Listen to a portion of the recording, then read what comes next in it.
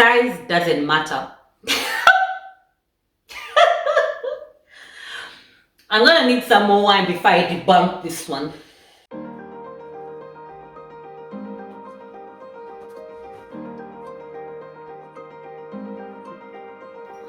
Hello everybody and welcome back to Linda Tina TV. If it's not your first time here, if it is your first time, hello there, I see you. Do consider subscribing. You just might find something you like because my channel is a cocktail of so many different things.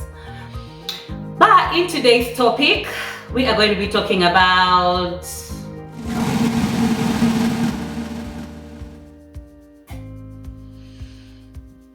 we're going to be talking about the do.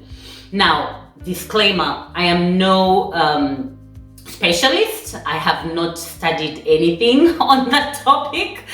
And of course, I'm speaking from a woman's point of view, if it matters, an African woman's point of view. But this is a topic that interests me, and it's a topic that I have actually taken time to learn about from experience and also from other people's experiences and reading about it. So if you want to debunk some sex myths with me, then stay right here.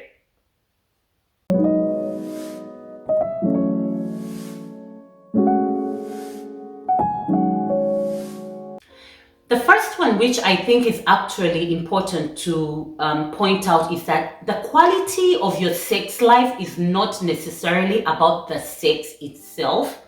Let me explain. The quality of your sex life is going to be determined by very many other factors, like health factors, the environment in which you're in, the past experiences you've had. You know, some people have been traumatized from the first day they had sex, and so their mind completely switched the perspective they have on sex. Our cultural backgrounds, when we are brought up, what have we been told about sex? What have we learned about sex? What have we seen about sex? You know, just to give you a silly example, which is not silly actually, I come from an African traditional background, and back home, sex is a taboo. We are taught to treat sex as if it's a bad thing, you know, until you're married or until you have a partner. Then they teach you that sex is actually a great thing. So what do? They teach us to cater to our men, mostly in Uganda. I'll speak for Uganda, especially the tribe, the region where I come from. We are taught to cater to our men. We are taught how to please our men. But again, we are also taught we don't talk about sex. You don't learn about sex because it's a bad thing, it's a taboo. And so a person who has grown up in that kind of culture and they don't have the opportunity to open their minds might have a certain perspective on sex, and that will affect the quality of sex they will later then have. And then, like I mentioned, there are things like health, which will affect your libido. There are things like stress. So again, to repeat what I just said, the quality of your sex life is going to be highly determined by other aspects, other factors surrounding you than the sex, the act itself. The next one, some people may not agree with, many people may not agree with, but I personally think that there's no such thing as good and bad sex. I know. Let's break it down. Of course, the extremes, and there are basics that everybody should know, like hygiene. Of course, I'm not going to have good sex if, you know, one of us is dirty. You know, of course, I'm not going to have good sex if it's uncomfortable. So that is good and bad sex, you know, just as an example. But for you to say, oh, that person has good sex or that person has bad sex, listen, it's all relative. It depends on the timing, the person, the mood. I may have good sex on Monday and have terrible sex on Friday, but I'm still the same person.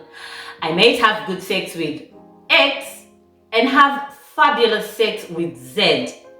I'm still the same person. So I feel like good sex and bad sex is all about, again, the environment, the things surrounding the sex, and on top of it all, the person, because the participant determines what's going to happen thereafter.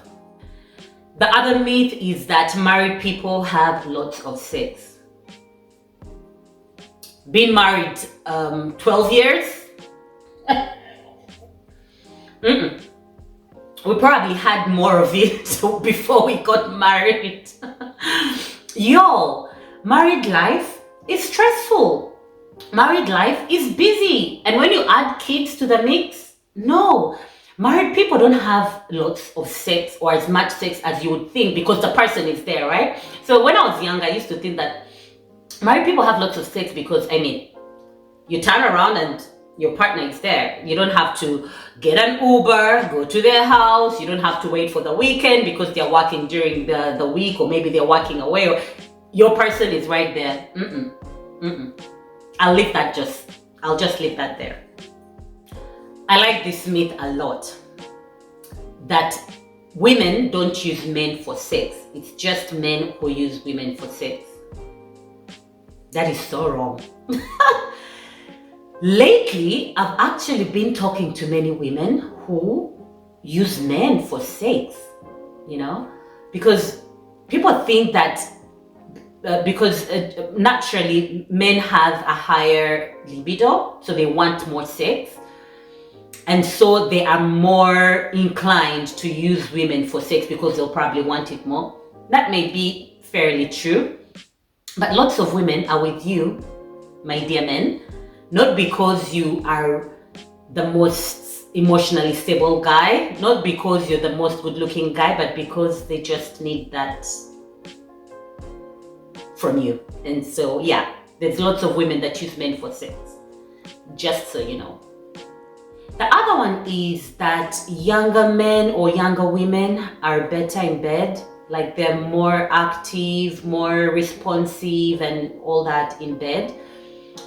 I don't know if this is something people actually believe, but I don't think that's true. Obviously, biologically, our bodies change. We get maybe less energetic, less active, but that doesn't remove from the act, you know, it doesn't remove the quality from the act. Someone is still going to be good in bed if they are good in bed, no matter what age they are. They may not be able to jump around and do some crazy stuff, but this myth about this ageism, let me call it that, ageism attached to sex is really a myth.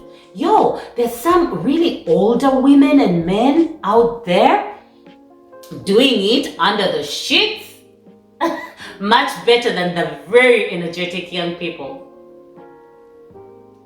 But that being said, it brings me to this next myth that older people have more experience and so they might have better sex.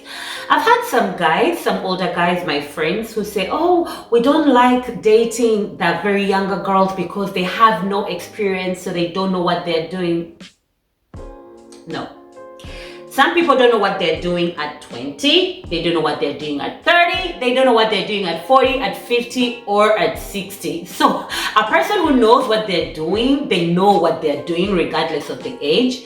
A person who doesn't know what they're doing, it doesn't matter how much experience they're gonna have, they're still not going to deliver under the sheets.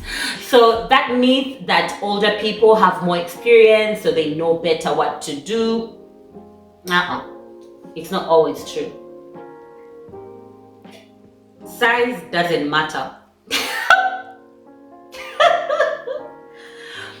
I'm gonna need some more wine before I debunk this one. So, this has been a topic of discussion for time immemorial. Does size matter? And we're talking about the men, just in case it's unclear to anybody. Does size matter? Yo, the myth about size not mattering is exactly that, a myth. Size matters. But, let's break it down. Now, why I say size matters is because, yo, they are extremes. They're extremes. There are extremes, okay? And by extremes, I mean on both sides. There are extremes on the other side and extremes on the other side. If you're someone who candidly talks about sex with friends, and I talk about sex with my siblings as well, people are gonna give you a perspective from their experiences, and you'll be like, whoa.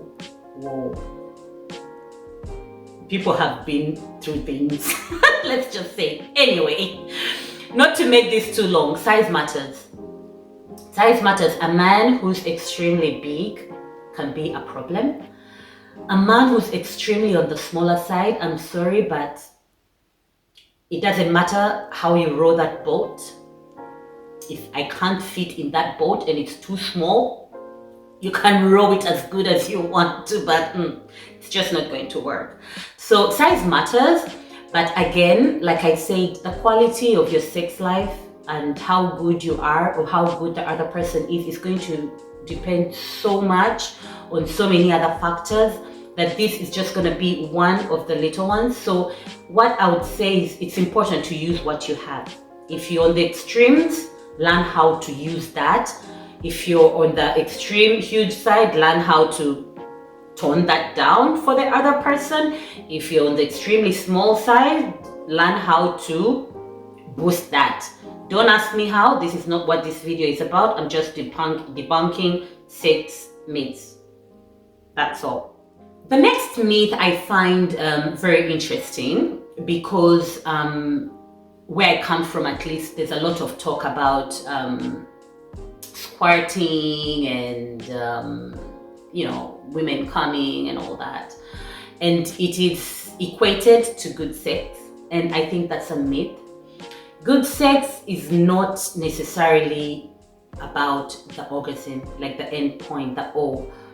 Good sex is about the whole package. How I feel about you, how you feel about me, how vulnerable I am with you, how vulnerable you are with me, where we are, what led up to that moment, and so all these for me are part of the act, so just because someone did or didn't climax doesn't mean that they had a very good or not a very good experience. Honestly, that's just it. And last but not least, the other myth I'm going to debunk is that sex is not sex if there was no penetration. Now, without going so much into detail, because I think my channel is also a family channel. I don't want YouTube shutting me down. But yeah, there's so many other things that are involved in the act of sex that do not... what am I saying? Okay, let me rephrase that.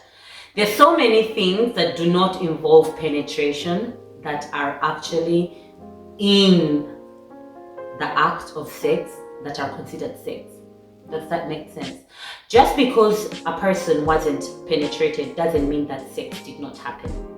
That's all I'm gonna say. And if you didn't understand that, maybe ask for the explanation down in the comment section. And with that, my friends, I will wrap up this candid video. I hope YouTube doesn't put some restrictions on it because I am mentioning the word sex so many times. But if you met me in real life, you'll know that this is a topic that interests me because I feel like making love is one of the best things that can happen to mankind. I think it's one of the best things that God gave us. And on top of that, it gives us children. Now, as a mom, I mean, my children came from that beautiful act, so amen to that. Jokes aside, really, I talk candidly about sex because I think we should openly talk about sex. We should express ourselves. You don't have to go and scream on every rooftop what your preferences are, but I think it's important that our partners know what we like, we know what our partners like, and we debunk some of these myths that honestly ruin the experience for some people. So yeah, with that, go and enjoy your intimacy and your sex life if you have any. If you don't have any, choose to that. See you in the next one. Bye bye.